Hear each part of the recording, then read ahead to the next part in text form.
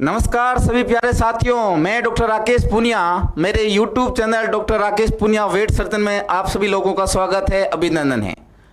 आज दोस्तों बात कर रहे हैं एक राजस्थान सरकार की एक बहुत बड़ी वैकेंसी जिसका लंबे समय से पिछली सरकार में भी इसका इंतजार था और वो इंतजार अब खत्म हुआ। उस भर्ती का नाम है पशु परिसर भर्ती, जो काफ़ी बड़ी भर्ती है। 5,934 पोस्ट है और बहुत बड़ी भर्ती है। और इसकी योग्यता की बात करें तो 10वीं पास भर्ती है। सब लोगों के लिए एक बेहतरीन अवसर है। इस भर्ती के माध्यम से सरकारी नौकरी लगने का एक बहुत ही शानदार अवसर है। इस भर्ती के बारे में अपन चर्चा करते हैं। इस भर्ती में कौन कौन एलिजिबल होगा, इसका पाठ्यक्रम क्या रहेगा, किस प्रकार से आपको पढ़ाई करनी चाहिए, पढ़ाई की कैसी रणनीति होगी और एग्ज़ाम कब होगा, क्या क्या इसके बारे में जो स्टैंडर्ड है उसके बारे में आप लोगों से बात करता हूँ। तो अब शुरुआत करते हैं इस भर्ती के बारे में कि भाई ये भर्ती का नाम क्या है। तो ये भर्ती है, उसका नाम है आपका पशु परिसर। इस भर्ती का नाम है आपका पशु परिसर भर्ती है। ये आपको ध्यान रखना है।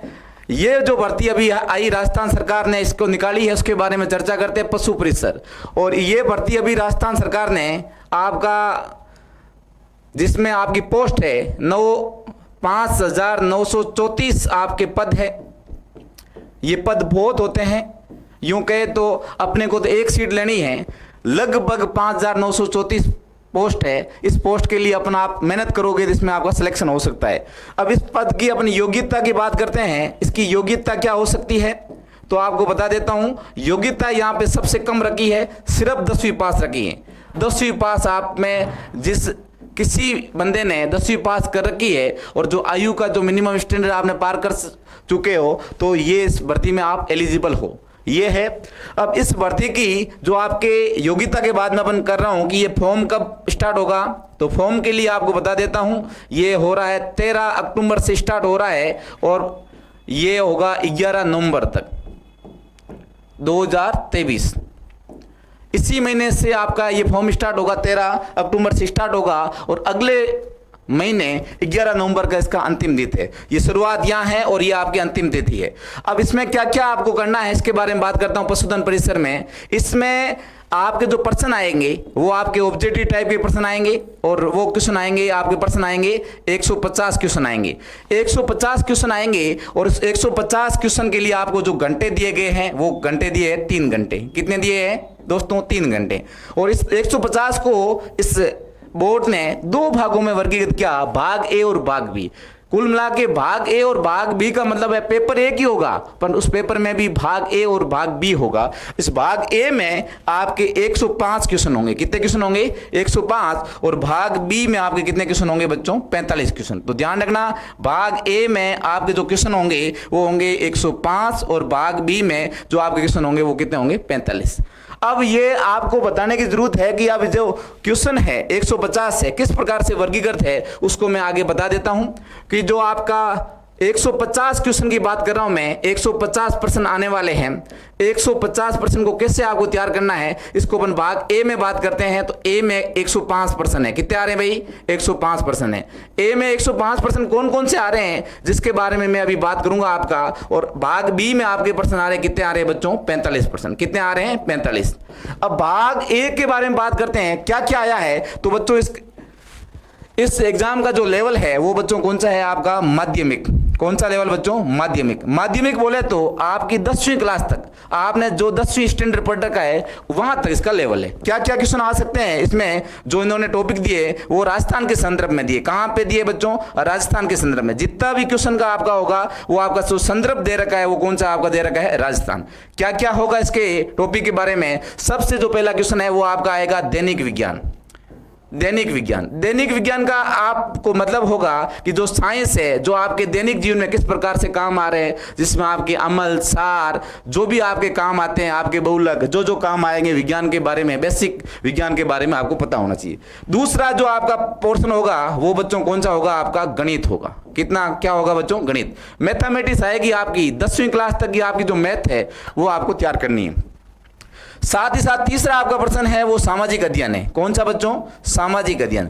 सामाजिक अध्ययन का मतलब बच्चों आपके पर्यावरण संबंधी पढ़ा है, आपने सौर मंडल पढ़ा है, और भी बहुत सारी चीजें आपने जीके में पढ़ते थे, वो सारा चीज इसमें आएगा। किसमें बच्चों? सामाजिक अध्ययन में। सामाजिक अध्ययन के बाद में आप लोगों से बात करते हैं राजस्थान के इतिहास के बारे में, राजस्थान की हिस्ट्री के बारे में बात करेंगे।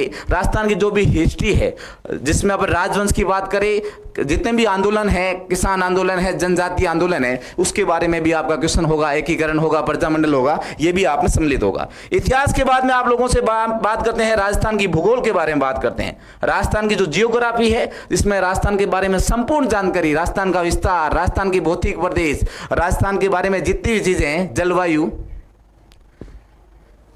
वगैरह, वो सब के बारे में। और इसके बाद में आपका अगला है जो पोर्शन है राजस्थान की कला एवं संस्कृति। किसकी बात कर रहा हूं बच्चों? कला एंड संस्कृति। राजस्थान की आर्ट एंड कल्चर के बारे में, राजस्थान के कौन लोक देवता है, लोक देवियां हैं, राजस्थान के जितने भी संप्रदाय है, राजस्थान में जितने भी आपके संत साधु हुए हैं, राजस्थान की हस्तकला के बारे में, राजस्थान के लोक नृत्य के बारे में, राजस्थान की जितने भी चीजें हैं उसका सब अध्ययन करेंगे, कला संस्कृति। और लास्ट का जो क्वेश्चन है वो आपका पोर्शन है समसामयिक मुद्दे।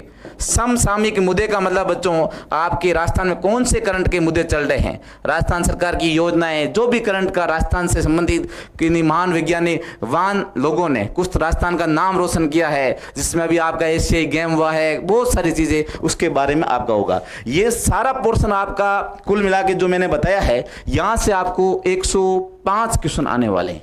इसमें ये वर्गीकरण नहीं किया कि कहां से क्वेश्चन आएगा, कुल मिला के आपको ये पूरा पढ़ना है। प्रत्येक टॉपिक आपको पढ़ोगे तो आपके नंबर होंगे। आपको दोस्तों इसलिए बता रहा हूं कि ये कंपटीशन बहुत हार्ड हो गया। आपको मैं ये बता देता हूं कि राजस्थान में लगभग 30 लाख लोग एग्जाम देंगे, क्योंकि आपको पता है कि ये वन रक्षक जो भर्ती 10th पास थी, पिछली बार 24 लाख लोगों ने एग्जाम दिया था। ये भर्ती भी बहुत बड़ी भर्ती है, लोगों को एक उम्मीद है, काफी समय बाद भर्ती आई है। हर कोचिंग इसमें ऊपर पड़ गई, क्योंकि भर्ती कोई आई नहीं तो सब बड़े बड़े कोचिंग जिनका बड़ा नाम चलता था वो भी इसको कोचिंग करवा रहे हैं। क्यों करवा रहे हैं? कि सब लोग बैठे हैं ऐसे और उनके पास ये अवसर नहीं है, तो इस छोटी सी भर्ती को भी सब लोग इसके ऊपर लपक पड़े हैं। इसलिए प्रत्येक पोर्शन का इंपॉर्टेंट है। और बच्चों आपको बता देता हूं कि कट ऑफ, आप यूं सोच रहे हो कि अपन सिंपल पढ़ाई कर लेंगे और सिलेक्शन हो जाएगा, कभी नहीं होने वाला है। आपको बेहतरीन ढंग से करना पड़ेगा, बेहतरीन मैनेजमेंट करना पड़ेगा, बढ़िया प्रबंधन करोगे, मुझे किस समय कौन सा पोर्शन तैयार करना है। भाग 1 का भी उतना ही वेटेज देना जितना भाग बी है, और बी भाग बहुत इंपॉर्टेंट है बच्चों, वेटनरी का है। और वेटनरी का उन बच्चों को ज़्यादा फायदा होगा जो पशुपालन से है, जिन्होंने LS की तैयारी कर रखे हैं, पशुधन सहायक की भर्ती की तैयारी की थी, उन लोगों के लिए एक बेहतरीन अवसर मिल रहा है, क्योंकि उन्होंने ये भाग बी को पढ़ चुके हैं। भाग ए भी उन्होंने पढ़ा है। इसका मतलब ये नहीं है कि पशुपालन वाले ही सिलेक्शन होंगे, सिलेक्शन कोई भी ले सकता है। बहुत ये जो क्वेश्चन आएंगे आपके बेसिक क्वेश्चन आएंगे, बेसिक के साथ है थोड़ा कॉम्प्लिकेशन भी देंगे, परंतु तो आप इसको आराम से सिलेक्शन पा सकते हो। शर्त यह है कि आपका पढ़ने का तरीका, मैनेजमेंट सही होना चाहिए। ये था आपका पहला भाग ए के बारे में। अब मैं भाग बी के बारे में बताता हूं। भाग बी में आपको पता है, भाग बी में टोटल क्वेश्चन आपके आ रहे हैं बच्चों 45। कितने आ रहे हैं? 45। और ये क्वेश्चन आपका जो आ रहे हैं ये संबंध रखता है पशुपालन से। किससे संबंध रखता है बच्चों? पशुपालन से। और बच्चों नाम से पता चल रहा है इस भर्ती का नाम है पशु परिषद, तो बच्चों पशुपालन का नहीं आएगा तो आएगा किसका? भाई जिस जगह पे उसकी पोस्टिंग होने वाली है वहां की चीजें आनी चाहिए। तो पशुपालन है, बोल सकते हैं अपन वेटनरी का हिस्सा है, इसमें वेटनरी वाला भाग इसमें आएगा, और वेटनरी वाले भाग को भी अपन बढ़िया ढंग से कर सकते हैं। अब पशुपालन में भी उन्होंने बहुत सारे टॉपिक दिए, उस टॉपिक में क्या क्या चीजें दी है पशुपालन में, तो बच्चों मैं पशुपालन वाली बात कर रहा हूं, मैं वेटनरी की बात कर रहा हूं। और वेटनरी के जो मुख्य टॉपिक है जिसके बारे में मुझे कौन कौन से सब्जेक्ट की बात करना है, तो सबसे पहले आपका आएगा पशुधन प्रबंधन। किसकी बात कर रहा हूं बच्चों? पशुधन प्रबंधन। पशुधन प्रबंधन के बहुत सारा पोर्शन इन्होंने डाला है, जिसमें आपकी नस्लें डाली है, आपके पशुधन प्रबंधन डाला है, पशु की आयु निर्धारण करने के तरीके डाले हैं, बहुत सारे चीजें पशुधन प्रबंधन लाइफ स्टॉक मैनेजमेंट से डाला है, ये भी आपको ध्यान रखना है। उसके बाद में आपका दूसरा है वो है आपका पशु पोषण। पोषण का तात्पर्य है कि आप पशु को क्या खिलाते हो, खाने पीने में क्या चीजें देते हो, संतुलित आहार के बारे में बहुत सारी चीजें पशु पोषण की भी इन्होंने इस पोर्शन में डाली गई है। पशु पोषण के बाद में आपका अगला जो पोर्शन है वो आपका आनुवांशिक। आनुवांशिक बोले तो जेनेटिक्स के बारे में डाला है, और जेनेटिक का जो टॉपिक डाले हैं जिसमें आपके प्रजनन संबंधी जितने भी प्रजनन के प्रकार है आपके, उनके बारे में डाला है। उन्नत नस्ल तैयार करने के जो प्रजनन की विधियां है वो उसमें आनुवांशिक में बहुत सारा पोर्शन डाला है, जिसमें आपको याद इसको समझना है। आनुवांशिक के बाद में आप लोगों को बात करते हैं, वो आपका पोर्शन है मेडिसिन। मेडिसिन के बारे में भी आपको पता होना चाहिए, बहुत सारे कौन कौन से रोग है जो आपके इंपॉर्टेंट है, आपके एग्जाम पर्पज से आ सकते हैं, तो मेडिसिन को भी उन्होंने वेटेज रखा। मेडिसिन के बाद में आप लोगों से बात करता हूं, इन्होंने रखा है प्रचार, एक्सटेंशन पोर्शन इन्होंने बहुत डीपली पढ़ाया है। डीपली इसने पूछा गया है कि प्रचार एक्सटेंशन सब्जेक्ट में कौन कौन सी योजनाएं हैं, पशु गणना क्या करते हैं, पशु गणना कौन कौन से बाई उत्पाद है, पशुधन के जो लाइफ स्टॉक के कौन कौन से प्रोडक्ट है जिनकी मार्केटिंग वैल्यू क्या है, जिनके राजस्थान में जीडीपी में क्या योगदान है, बहुत सारी चीजें आपके पशुधन इस प्रचार वाले पोर्शन में भी है। प्रचार के साथ में आपका गायनी पोर्शन, गायनी का भी पोर्शन इन्होंने रखा, खास करके आपके गायनी में जो एआई के बारे में, जिसको अपन कृत्रिम गर्भदान कहते हैं, गर्भाधान बोला जाता है, उस पोर्शन को भी इन्होंने बड़ी स्पष्ट शब्दों में इनके बारे में भी आपको इसमें रखा गया है। और साथ में अन्य के बारे में कुछ पोर्शन आपका अन्य में भी अपन जान सकते हैं। अन्य में बहुत सारी चीजें हैं जिनके आपके अंडे के बारे में, दूध के बारे में, इनका भी आपको ध्यान रखना है। और इसके अलावा आपका एक पोर्शन और रखा है जिन्होंने डेयरी साइंस। कौन सा रखा भाई? डेयरी। डेयरी का मतलब है दूध से संबंधित जितने भी उत्पाद है उनके बारे में आपका क्या जानते हो वो भी रखा है। कुल मिला के वेटरनरी का जो पोर्शन है 45 क्वेश्चन बहुत शानदार रहने वाला है। अब ये जो 45 क्वेश्चन आपके आएंगे ये एक तरह से सिलेक्शन को भी डिसाइड करेंगे। भाई 45 क्वेश्चन कम नहीं होते हैं, 150 क्वेश्चन है और 45 क्वेश्चन आपको सही करना बहुत बड़ी बात है।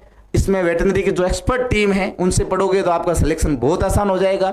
ये कोई 5-10 क्वेश्चन नहीं है जो आप आराम से इसको कर सकते हो। ये वेटरनरी का पोर्शन है, तो वेटरनरी के जो स्पेशलिस्ट डॉक्टर है उनसे आपको पढ़ोगे तो आपका सिलेक्शन श्योर हो जाएगा। जीके आप लोगों तो बहुत जगह पढ़ चुके हो, परंतु जीके का भी यहाँ पे योगदान है। और जीके के साथ साथ यदि आपने वेटरनरिस्ट होंगे तो आपका सिलेक्शन पक्का हो सकता है। अब बात करते हैं इसमें क्या रहेगा प्रोसेस। तो मैंने बोला आपके 150 क्वेश्चन है, 150 प्रश्न है और 150 प्रश्न है करने हैं आपको। यदि आप इसमें गलत करते हो, ये क्वेश्चन आप गलत करते हो, गलत आंसर देते हो, आपने आंसर क्या दे दिया बच्चों गलत, तो यहाँ पे नंबर काटा जाएगा 1/4 मार्क। 1/4 जो आप मार्क ऑब्टेन कर रहे हो, दूसरे क्वेश्चनों में आप अर्जित कर रहे हो, उसमें से 1/4 काटा जाएगा। ये भी बात आपको ध्यान रखना है। इसके अलावा इंपॉर्टेंट बात है बच्चों, आपको न्यूनतम कितने नंबर लाने हैं, न्यूनतम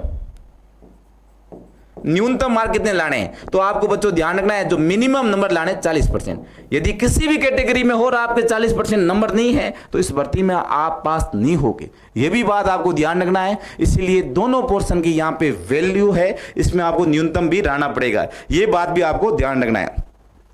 अब बच्चों बात करता हूं इसका एग्जाम कब हो सकता है। तो एग्जाम का जो संभावित महीना है कब हो सकता है, तो वो बच्चों आपका जो संभावित महीना है, माह है, उसकी बात करता हूं तो वो आज ही आपके अपलोड की गई है, वो है अप्रैल टू जून। कुल मिला के आपके पास अभी 7-8 महीने बाकी है। आपकी 7-8 महीने, अभी भी आपके 7 से 8 महीने बाकी है। इस महीने में आप मेहनत कर सकते हो। जो भी अगली सरकार आएगी इस भर्ती को प्रमुखता से करवाएगी, क्योंकि ये ऐसी भर्ती है जिनसे बहुत सारे लोग जुड़ सकते हैं। एक तो ऐसी भर्ती जिसमें बहुत सारे कम कैंडिडेट बैठते हैं, तो इससे सरकार को, वोटर को ज़्यादा फर्क नहीं पड़ता है। ये एक ऐसी भर्ती थी जिसमें सरकार बहुत सारे वोटरों को अपने कवर में कर सकती है, क्योंकि 30 लाख लोग एग्ज़ाम देने वाले हैं, 30 लाख एग्ज़ाम देने वाले हैं और आपको 7 से 8 महीने तारीख दी है। आप इसको 7-8 महीने आराम से कोशिश करोगे तो आपका हो जाएगा। अब आपको तैयारी कैसे करनी है, तो आपको जो योजना कैसे बनानी है, किस प्रकार से तैयारी करनी है, तो इसमें योजना है। योजना आपको कैसे बनानी, पढ़ना है, तो आपको पार्ट भाग 1, पार्ट ए की बात कर रहा हूं और पार्ट बी की बात कर रहा हूं, यदि कुछ बच्चे ऐसे हैं जो वेटरनरियन नहीं है, पशुपालन से नहीं है, उनके लिए पार्ट बी के ऊपर जोर ज़्यादा देना है। मैं कह रहा हूं कि जो पशुपालन से संबंधित नहीं है, किसकी बात कर रहा हूं, एक तो भाई पशुपालन वाला विद्यार्थी है, स्टूडेंट है, उसकी बात कर रहा हूं, और एक बच्चों अन्य की बात कर रहा हूं, अन्य विद्यार्थी जो पशुपालन से नहीं है उनकी दोनों की बात कर रहा हूं, क्या रहेगा? तो भाई पशुपालन वाला विद्यार्थी है उसको भाग बी थोड़ा मजबूत है। मजबूत इसलिए है क्यों, उसने 2 साल का डिप्लोमा किया है, तो उसको जोर किस पे ज्यादा देना है, उसको अधिक मेहनत किस में करनी है भैया? अधिक मेहनत इसमें करनी है भाग ए पे, अधिक मेहनत करनी है भाग ए पे। उनको विज्ञान पढ़ना पड़ेगा, गणित पढ़ना पड़ेगा, अधिक मेहनत करनी पड़ेगी। और पार्ट बी को भी उसको पढ़ना है, उसको भी पढ़ना है, उसको भी आप अच्छा कर सकते हो। अब जिन्होंने पशुपालन विभाग से नहीं है उनको क्या करना है? उनको अधिक मेहनत करनी है भाग बी में। भाग बी में यदि आप मेहनत नहीं करोगे तो आप इससे हो जाओगे, और इसमें भी आपको अच्छा करना है। कुल मिला के पढ़ना तो दोनों ही है, पढ़ना तो पशुपालन वाले विद्यार्थी पार्ट ए को बढ़िया करोगे तो आप स्कोरिंग कर सकते हो, और अन्य विद्यार्थी जो पशुपालन से नहीं है, क्योंकि पशुपालन के लड़के कितने होंगे भाई? 30-40 हजार बच्चे, इसके अलावा भी तो और बच्चे हैं जो एग्जाम देंगे, तो उनको पार्ट बी करना पड़ेगा। तो पार्ट बी बहुत इंपॉर्टेंट पोर्शन हो गया सब लोगों के लिए। तो पार्ट बी के लिए मैं खुद एक वेटरनरी सर्जन के नाते हमने भी पिछले कई भर्तियों में लगातार पढ़ा रहे हैं, तो इसमें आपके पार्ट बी के बारे में आप जल्दी आप लोगों को अवगत करवाया जाएगा। जल्दी से आपको इस कोर्स के बारे में भी बताया जाएगा कि भाई कोर्स कहाँ आपको उचित जगह मिला जाएगा। तो अगले वीडियो में आपको इसके बारे में जरूर बताऊंगा। अब बच्चों पढ़ना क्या है? योजना में योजना आपने बना दी, पढ़ना कितना है? आपको मान के चलो बच्चों 7 से 8 घंटे रेगुलर पढ़ाई करो, प्रतिदिन 7 से 8 घंटे बच्चों लग जाओ, और पक्का सिलेक्शन है। पक्का सिलेक्शन है। एक ऐसी नौकरी जहाँ पे ज़्यादा हेडेक नहीं है, पशुपालन विभाग में ज़्यादा हेडेक नहीं है, पशु हॉस्पिटल में आपकी जॉब रहेगी। इस जॉब चार्ट की बात करूं तो ज़्यादा कुछ है नहीं भाई। आपका जिस हॉस्पिटल में आपकी ड्यूटी होती है, जहां डॉक्टर और पशुधन सहायक होते हैं, एलएस से होते हैं, उनके साथ में आपका तालमेल रखना है, और वहां की जो मिनिमम चीज़ें होती है, जो आपको कैसे पशु को कंट्रोल करना है, पशु हॉस्पिटल में आ गया कुछ चीज़ें आपको रजिस्टर कैसे मेंटेन करने, वो एक छोटी सी चीज़ है, उसको आप आराम से कर सकते हो, और आराम की नौकरी जिंदगी भर 60 साल तक इससे यापन कर सकते हो, जिसमें कोई हेडेक वाली नहीं है, फ्री टेंशन वाली नौकरी है, जिसमें कोई ऊपर का दबाव नहीं है। तो इस चीज़ के लिए आप बढ़िया से तैयारी करो, बढ़िया से मेहनत करो, सिलेक्शन आपका पक्का है। मेरा एक खुद का यूट्यूब चैनल है doctor Rakesh Punia vet surgeon, उसमें अगली जो न्यूज़ है वो अपडेट करूँगा मैं कि भाई कब क्या कोर्स लॉन्च करना है, उसके बारे में भी आप लोगों से बात करूंगा। आप लोगों को वादा करते हैं कि जो आपको पार्ट बी और पार्ट ए भी आपको बेहतरीन कोर्स देने की हम कोशिश करेंगे। आगे मैं बताऊंगा कि आगे जल्दी 2-3 दिन में आपको जल्दी से बताने वाला हूं, और हम जो आपको जो मैटर देंगे बहुत ही बढ़िया मैटर देंगे। ये गारंटी देते हैं कि आपने हमें हमारे ऊपर विश्वास कर दिया है तो आप मान के चलो कि सिलेक्शन आपका पक्का होगा। शर्त यह है कि आपको मेहनत करनी पड़ेगी, यूं मेहनत नहीं करोगे तो हम भी कुछ नहीं कर पाएंगे, इसलिए आपको ध्यान रखना है। आप देख सकते हो ये आपका अभी पाठ्यक्रम के अनुसार आप देख सकते हो, यही भाग ए में मैंने बताया वही चीज़ है, 105 और 45। अब ये ध्यान रखना, यहाँ पे आपके जो 3 घंटे मिलेंगे, घंटे यहाँ पे कितने मिलेंगे बच्चों? 3 घंटे। तो ध्यान रखना बच्चों 3 घंटे मिलेंगे, और 3 घंटे में बच्चों आपको ये भी ध्यान रखना है, आजकल जितने भी एग्जाम हो रहे हैं, आरपीसी ये बोर्ड ले रहा है, उसमें 5 ऑप्शन आ गए, वो भी ऑप्शन आपको करना है जहां पे आप उसको अटेंड नहीं कर रहे हो। इसको भी ध्यान रखना, 3 घंटे आपको समय मिलेंगे। वही मैंने बात करी, 150 क्वेश्चन है, एक आंसर देना है, 1/4 नंबर काटा जाएगा, न्यूनतम 40% लाने हैं, और जो मानक स्तर होगा वो कौन सा होगा? सेकेंडरी। ये भाग ए का मैंने बता दिया, वही चीज जो आपको बताया है राजस्थान के संदर्भ में, जिसमें दैनिक विज्ञान, गणित, सामाजिक अध्ययन, भूगोल, इतिहास, कला, संस्कृति, समसामयिक विषय है, ध्यान रखना। और वेटरनरी का भाग भी मैंने अभी बता दिया है, मैंने शॉर्ट में बताया क्योंकि इसमें यूनिट बहुत ज्यादा दे रखी है, लगभग 40 पोर्शन इन्होंने टॉपिक डाले हैं, और 40 पोर्शन को मैंने समराइज फॉर्म में कर दिया है, और 7-8 पोर्शन में मैंने आपको बता दिया, जिसमें सब चीज़ों के बारे में आपको बताया जाएगा। इस चीज़ को भी आपको ध्यान रखना है, इस चीज़ में भी आपको ध्यान रखना है। तो ये भी आपको ध्यान रखना है। मेरा यूट्यूब खुद का चैनल है, मेरा चैनल का भी ध्यान रखना। आपका चैनल का नाम है डॉक्टर राकेश पुनिया